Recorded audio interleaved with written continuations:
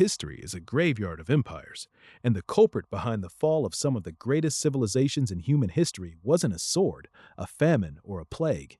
It was lead. We think of lead as a modern industrial pollutant, but it has been poisoning humanity for 3,000 years. The Romans were the master engineers of the ancient world. They built aqueducts that spanned continents and plumbing systems that brought running water to the elite. But those pipes were made of lead. They called it plumbum, the root word for our modern plumbing. The Romans lined their pipes with it, coated their pots with it, and used it to sweeten their wine. Sugar was a luxury the Romans didn't have. Instead, they boiled grape juice in lead-lined vessels to create a syrup called sapa. This concentrated the lead acetate, giving the wine a sweet metallic kick. It was a slow-motion catastrophe. Lead mimics calcium in the human body. It slips past the blood-brain barrier and sits in the bones, leaching out for decades. It destroys the nervous system. It causes cognitive decline, infertility, gout, and violent mood swings. Look at the Roman emperors. Many historians suggest that the madness of rulers like Caligula, Nero, and Commodus wasn't just a result of absolute power corrupting absolute minds. It was chronic lead poisoning. Neurotoxicity leads to impulsivity, paranoia, and memory loss. Imagine an empire governed by leaders suffering from severe brain damage. The decision-making at the top becomes erratic. The stability of the state starts to crumble from the inside out. The decline of Rome didn't happen overnight. It was a multi-century decay. By the 4th century, the fertility rates among the Roman aristocracy plummeted.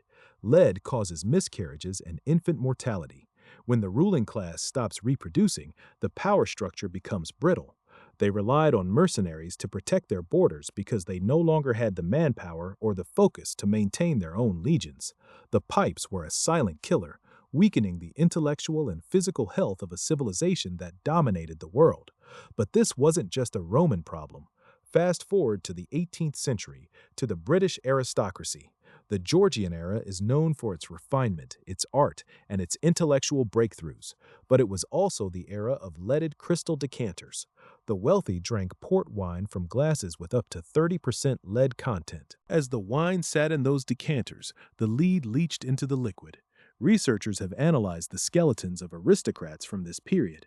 They found lead levels nearly 10 times higher than those of the common laborers.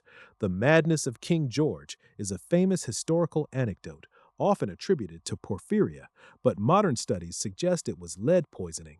He suffered from abdominal pain, confusion, and psychological breakdowns.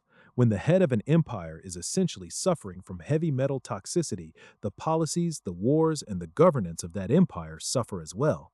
We tend to look at the collapse of civilizations through grand narratives. We talk about economic inflation, barbarian invasions, and climate shifts, but the hidden variable is biology. If a population is systematically poisoned, their ability to solve complex problems drops. Their resilience fades. The Maya civilization in the Americas suffered a similar fate, though from a different source. While they didn't have Roman lead pipes, they heavily utilized cinnabar or mercuric sulfide in their paints and murals. They covered their bodies and their homes in brilliant red pigments. Mercury is even more potent than lead. It causes tremors, emotional instability, and nerve damage.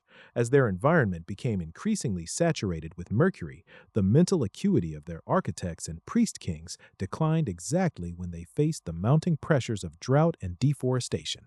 We are currently living through a massive experiment in human biology. We have spent the last 100 years pumping lead into the atmosphere through gasoline, paint, and consumer goods. Before the mid-1970s, the average human had lead levels in their blood nearly 600 times higher than the levels found in pre-industrial humans. When leaded gasoline was finally phased out, violent crime rates in the United States and other Western nations began to plummet roughly 20 years later. This is known as the lead crime hypothesis. High blood lead levels in childhood are linked to lower IQs and higher rates of aggression. Entire generations were raised in a fog of neurotoxicity. We might look back at the chaotic politics and the rapid shifts of the 20th century and realize we were all effectively working with a diminished capacity.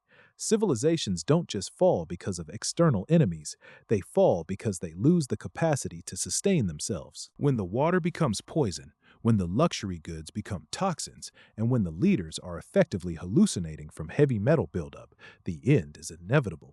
We look at the ancient Romans and wonder how they could have been so blind. They didn't have the chemistry to see the threat. We do. We have the data.